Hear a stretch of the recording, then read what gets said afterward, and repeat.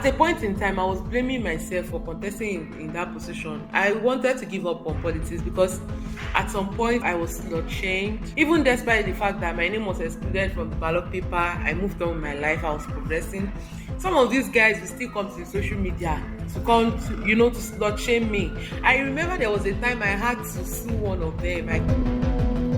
Miss Leah Akinfure-Soye narrates how life taught her at a very early stage the place of women in the Nigerian political space. Leah Akinfure-Soye, who was vying for the position of the public relations officer back then as an undergraduate, was thrown off the cliff, shattered by gender discrimination. But now, Leah has joined the move to advocate the cause of women in Nigerian politics. In Nigeria's men-dominated political arena, women are bravely challenging the status quo, but are mostly gagged by experiences similar to that of Leah Akinfure-Soye. An unfavorable political climate and patriarchal views that disdain feminist leadership deter women from fully participating in electoral processes. Many people hold the view that women in leadership and decision-making roles are akin to prostitutes and have slept their way to the top. The instigation of violence against women in politics is underpinned by sociocultural factors that imply that female politicians are homemakers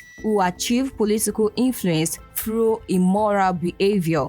An example of women politicians tagged prostitutes was the former governorship candidate of the Social Democratic Party in Kogi State, Natasha Akpoti, who says she was attacked and harassed by thugs. The first attack was a verbal assault. The man calling me a prostitute. He said, "There comes the prostitute. Look at Natasha Ashewo, get out, you are not wanted here." And I smiled, I kept on walking. As I approached the entrance of the door, and one of the thugs pulled at my handbag, and a policeman next to me just shoved it off him, and then another behind came and pushed me to the floor. That I was not going to participate, I was not going to go into the hall. So as I stood up, I adjusted my clothes and I tried walking towards the door, and some group, about 5 of these thugs, just ran in front of the door, holding on to the door and said, "No, she's not going to enter. We're not going to let her in. She's not welcome here. She's a prostitute." Miss Leah Akinfure-Soye said she was sexually harassed and slut-shamed, but was restricted from taking actions due to fear of what people would say. Only few cases of violence against women in politics are reported. Most women are shut out by cultural values, religious beliefs, societal norms, among others. The chairperson, International Federation of Women Lawyers, Ondo State Branch, Catherine Ogunjebi, said between 2021 and 2023, only one case of violence against women in politics was reported to the organization. I recollect that in the past we received very few cases, and we've had campaigns in this regard. Unfortunately, between 2021 and now, we have only received one case, and which was even online. At the end of the day, we had 1 or 2 mediation meetings, and the victim did not return to us to let us know whether the outcome of that meeting has now been met or not. So I would say that, our women are still grappling with reporting violence against women in politics. They are still grappling with reporting those cases. We keep hearing about them in terms of maybe discussions out there, but we don't get them as per cases that are properly reported. This is just as Sections 15 subsection 2 and Section 42 subsection 1 of the 1999 Constitution prohibit sex-based discrimination. Similarly, Section 17 of the Constitution outlines the elimination of demographically derived disparities as a fundamental objective of state policy. However, the provisions of the law are far from reality in the Nigerian political space. Perhaps the experience of Ms. Akinfure-Soye could be synced with the words of a former member of Nigerian House of Representatives, Kudaji Kazaure, who posited on the floor of the House in 2018 that women will only mess up if given more opportunity in the country's political setup. One woman contest in your constituency, they will say, "Well, let's go to support our sister." They will vote for her. And they will come here one day, you will find all these women in this chamber. And they will mess up. They will mess up. Survey from this reporter affirms that Kazauri's disagreement with calls that women should be given more opportunity to participate in governance and political process in Nigeria is a common ideology. The doubting challenge of women in the Nigerian political space revolves around patriarchal beliefs as advocated by men like Kazauri that women only belong to the kitchen, her husband, and our children. Half of Nigeria electorates are women, but this is not reflected in its political leadership. According to the World Economic Forum's Global Gender Gap Report ranking on women political participation, Nigeria is worse off in 2019, 102nd than 9 years ago when it ranked 99th worldwide.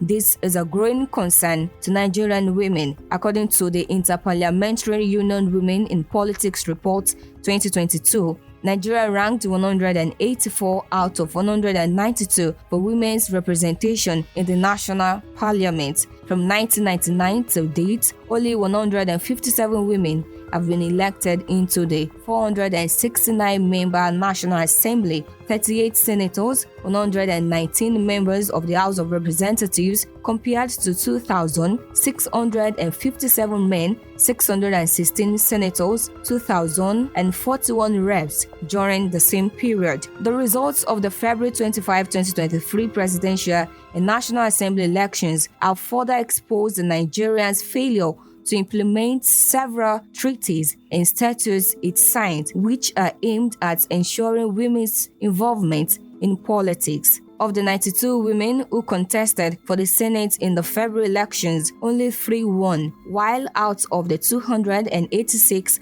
who contested for seats in the House of Representatives, only 15 have been declared winners. A total of 18 political parties fielded 380 female candidates for the National Assembly elections, 92 of the Senate, and 288 for the House of Representatives. In Africa's 54 countries, Nigeria ranks the lowest, coming 54th with a 5.45% female representation, while Rwanda ranks first with 47.95%. On the list of 5 worst performing countries, Algeria came second after Nigeria with 6.20%. A political analyst, Tayo Abogun, said women in politics should buckle down and see themselves as capable of the position. By our research, every politician that's a woman, we look at them as prostitutes. Or they aspire that they can go without men giving them the license to go, license to talk, license to aspire, and license to become what they should be. Until then, anything outside that is to be biblical as it was in the beginning.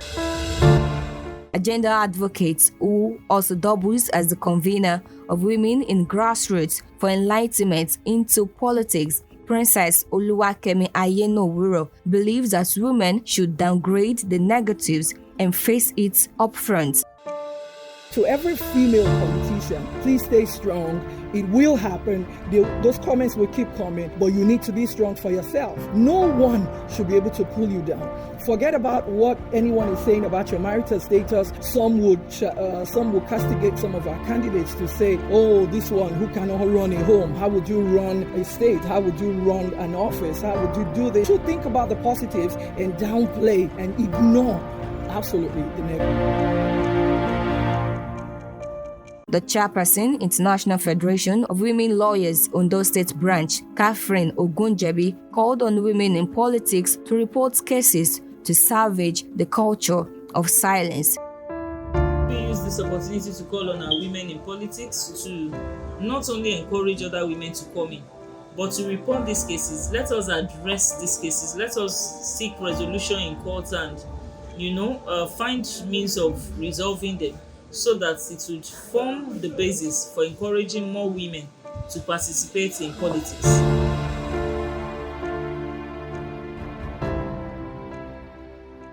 An operational health and safety expert, Ogunlano Folaranmi, spoke on the post-traumatic disorder of keeping quiet when abused. post-traumatic stress disorder, and it has a definitely negative toll on people. And what just happens is people who have been through a traumatic period might be affected mentally. So it's expected that, I cannot overemphasize this, that they get the required help, in which case they might have to see maybe a therapist, someone who is trained and certified. But it starts from them owning up to what they're exposed to, seeking the required help, and then also opening up when that required help comes their way. For Leah Akinfire-Soye, religious institutions, governments at all levels have significant roles to play in ending violence against women in politics. She encouraged women to come out boldly and tell the stories of abuse in the political space and not be abused to silence. Juliet Buna for Crest FM. This story is part of the AWiM Luminate Young Women in Politics program.